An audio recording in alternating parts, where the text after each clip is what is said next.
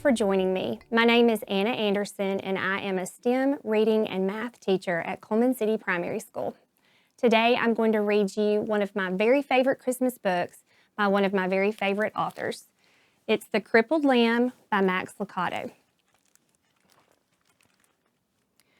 Once upon a time, in a sunny valley, there lived a little lamb named Joshua.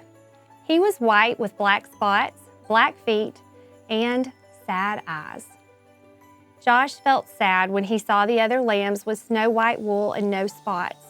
He felt sad when he saw the other sheep with their moms and dads because he didn't have a mom or dad. He felt saddest when he saw the other lambs running and jumping because he couldn't. Josh had been born with one leg that didn't work right. He was crippled.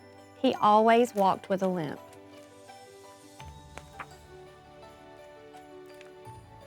That's why he always watched while the other lambs ran and played. Josh felt sad and alone, except when Abigail was around. Abigail was Josh's best friend. She didn't look like a friend for a lamb. She was an old cow.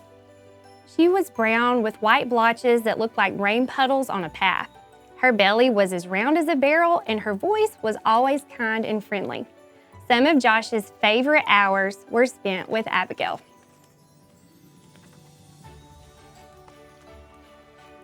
They loved to pretend they were on adventures in distant lands. Josh liked to listen to Abigail tell stories about the stars. They would spend hours on the hill looking into the valley. They were good friends, but even with a friend like Abigail, Josh still got sad. It made him sad to be the only lamb who could not run and jump and play in the grass. That's when Abigail would turn to him and say, "Don't be sad, little Joshua. God has a special place for those who feel left out."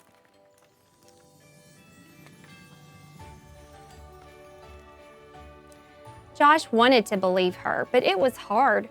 Some days he just felt alone. He really felt alone the day the shepherds decided to take the lambs to the next valley where there was more grass. The sheep had been in this valley so long, the grass was nearly bare. All the sheep were excited when the shepherd told them they were going to a new meadow.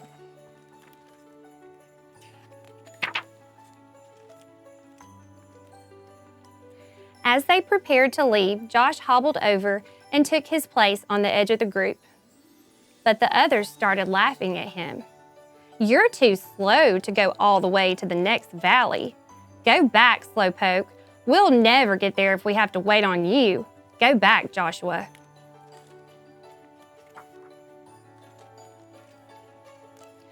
That's when Josh looked up and saw the shepherd standing in front of him. "They are right, my little Joshua. You better go back. This trip is too long for you. Go and spend the night in the stable." Josh looked at the man for a long time. Then he turned slowly and began limping away.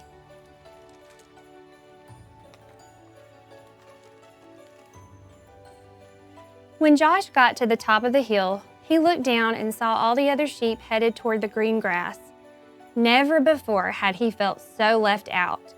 A big tear slipped out of his eye, rolled down his nose, and fell on a rock.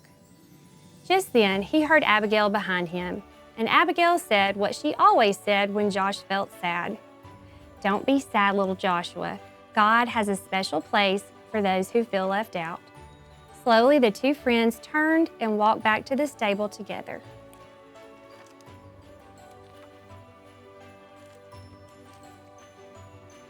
By the time they got to the little barn, the sun was setting like a big orange ball. Josh and Abigail went inside and began to eat some hay out of the feed box. They were very hungry and the hay tasted good. For a little while, Joshua forgot that he had been left behind. "Go to sleep, little friend," Abigail said after they finished eating. "You've had a hard day." Josh was tired, so he lay down in the corner on some straw and closed his eyes. He felt Abigail lay down beside him, and he was glad to have Abigail as a friend. Soon Josh was asleep. At first, he slept soundly curled up against Abigail's back. In his sleep, he dreamed. He dreamed of running and jumping just like the other sheep. He dreamed of long walks with Abigail through the valley. He dreamed of being in a place where he never felt left out. Suddenly, strange noises woke him up. "Abigail," he whispered. "Wake up, I'm scared." Abigail lifted her big head and looked around. The stable was dark except for a small lamp hanging on the wall. "Somebody is in here," Josh whispered. They looked across the dimly lighted stable. There, lying on some fresh hay in the feed box, was a baby. A young woman was resting on a big pile of hay beside the feed box. Joshua looked at Abigail, thinking his friend could tell him what was going on, but Abigail was just as surprised as Josh.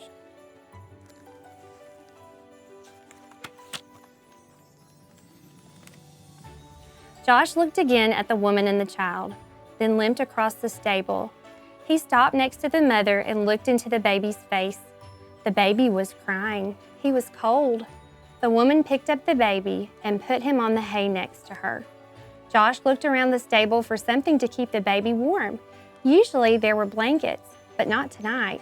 The shepherds had taken them on their trip across the valley.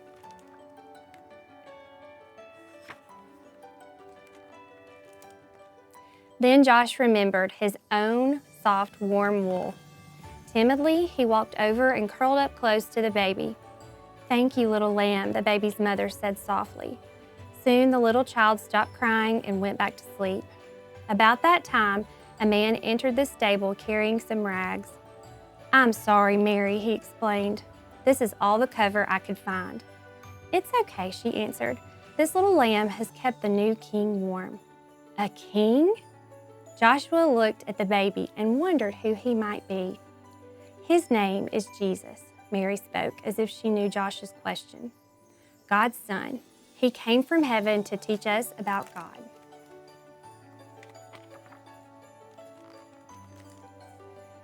Just then, there was another noise at the door. It was the shepherds, the ones who had left Joshua behind. Their eyes were big and they were excited. "We saw a bright light and heard the angels," they began. Then they saw Joshua next to the new baby. "Joshua, do you know who this baby is?" "He does now." It was the young mother who was speaking. She looked at Joshua and smiled. "God has heard your prayers, little lamb. This little baby is the answer."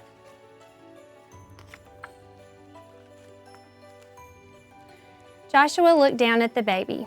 Somehow he knew this was a special child, and this was a special moment. He also understood why he had been born with a crippled leg. Had he been like the other sheep, he would have been in the valley. But since he was different, he was in the stable among the first to welcome Jesus into the world.